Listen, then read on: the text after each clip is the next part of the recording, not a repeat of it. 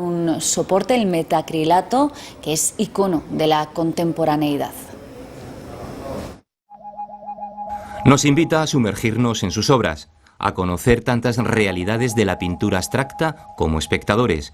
Figura, paisaje y marina es más que una exposición, es un homenaje al sistema de medidas de bastidores que se instauró en la Francia del XIX. Me pareció que podía ser bonito y coherente jugar con eso, con cómo un formato a priori condicionaba esa ventana de la pintura, aunque luego después era un trabajo abstracto.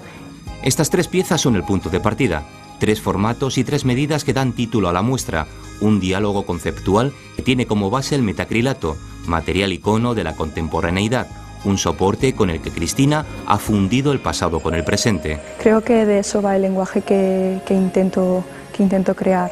Siempre mantener el respeto a la tradición de la pintura. De alguna manera el metacrilato es propiamente dicho, literalmente la ventana de la pintura. Grandes formatos con degradaciones sutiles que inserta la acuarela en un soporte frío y transparente. Pero esta no es la única aportación que hace esta joven artista.